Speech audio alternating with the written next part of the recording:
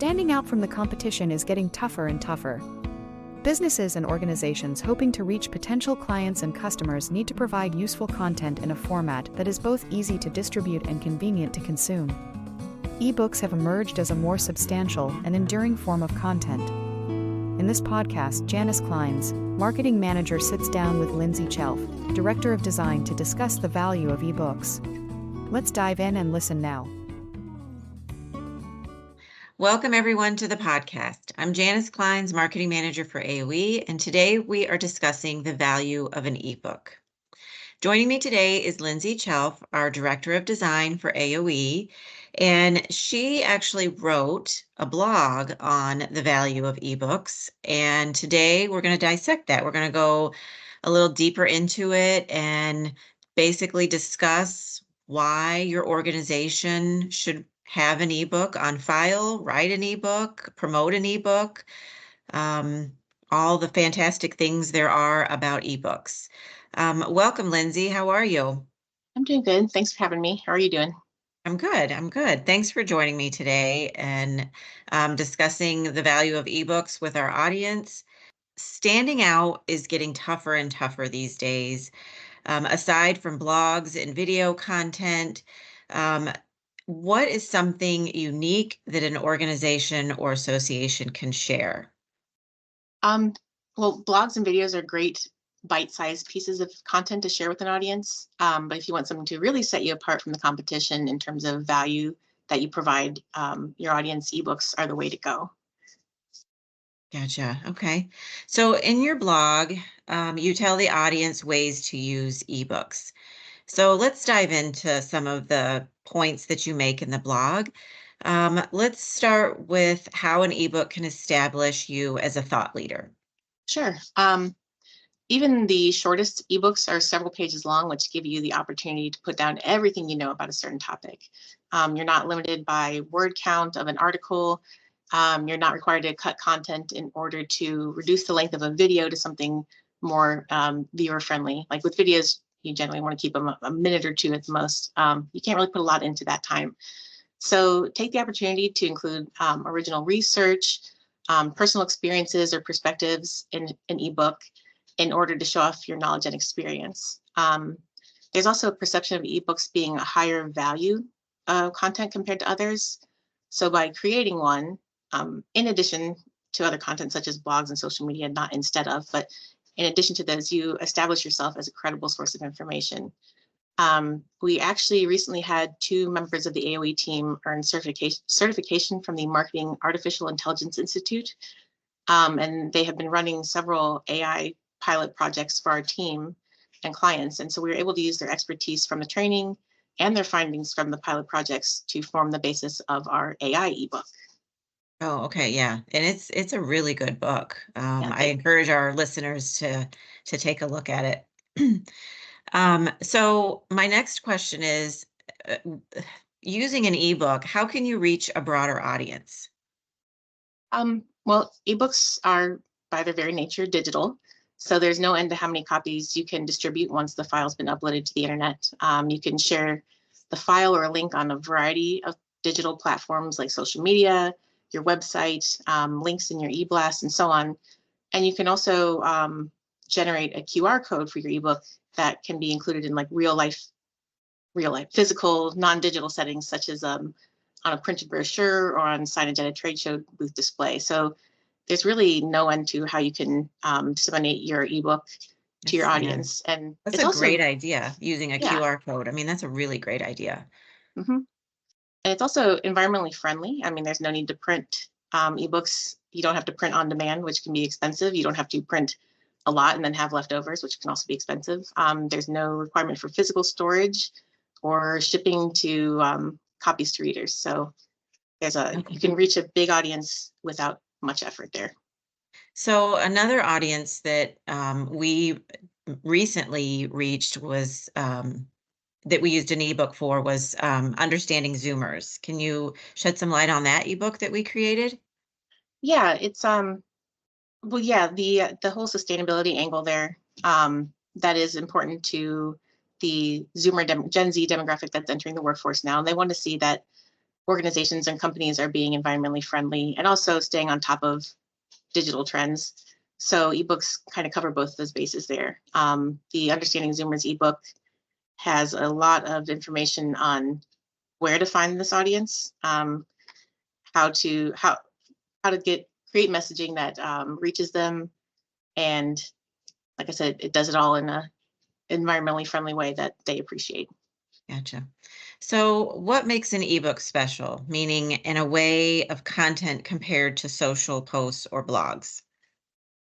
Um, well, like I mentioned earlier, they are a lot more thorough and detailed than social media posts or blogs. Social media posts can be quickly buried in your audience's news feeds. You don't want to keep posting them over and over again, or they get, they get annoying. It's like spam. Blogs are a bit longer lasting, but generally just cover the surface level of a topic. So there's not much reusability in them. But ebooks have a much longer lifespan. They can be repackaged in many ways. You can create articles, blogs, videos, or social media posts using the content that you pulled together for your ebook.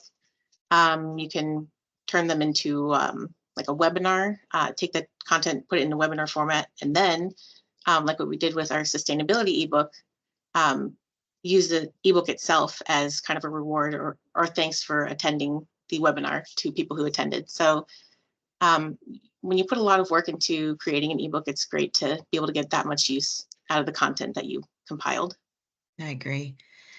So in your final point in your blog, you talk about how ebooks can help increase your lead generation. Can you expand a little bit on this for our audience? Yeah, of course.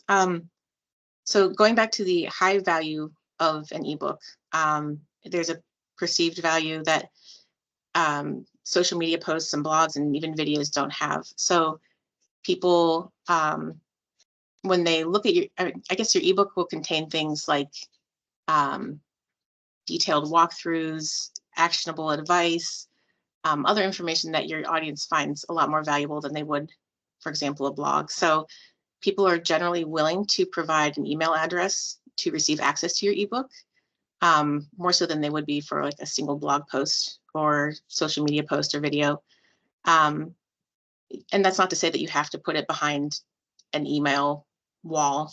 You can distribute them as freely as you like, but people are willing to share their contact information.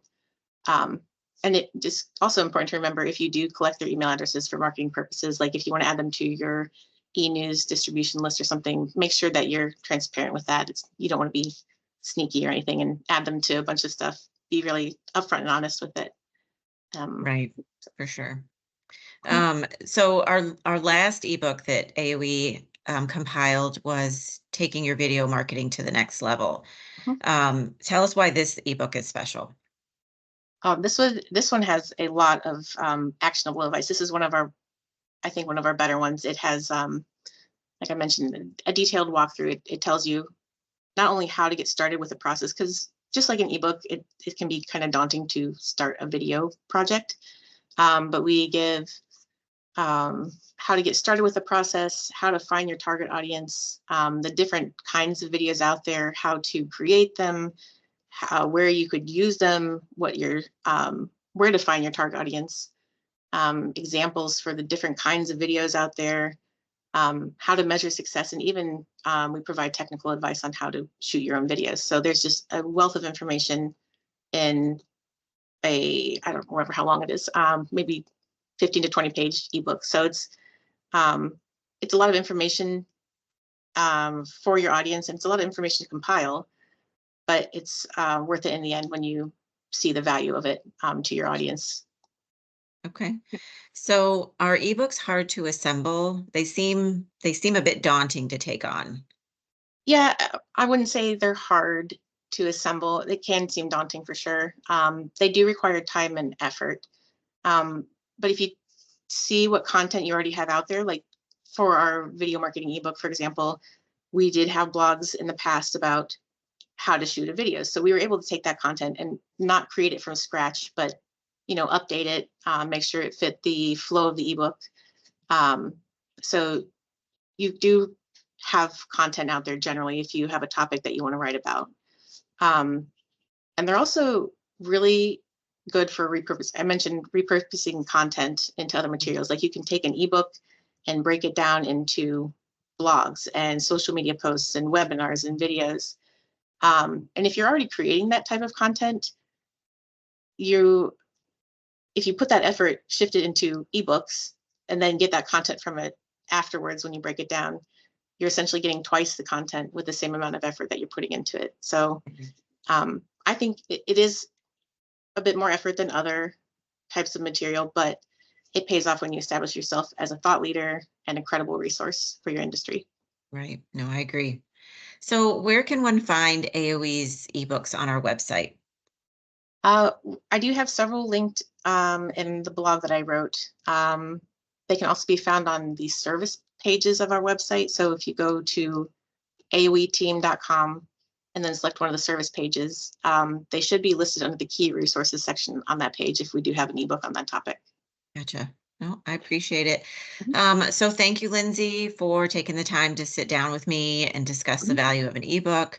I highly recommend anyone listening in our audience, if you have content, why not give it a try? Thank you so much for listening. We appreciate you, and tune in next week. Thank you. Thanks, everyone. Thank you so much for joining us.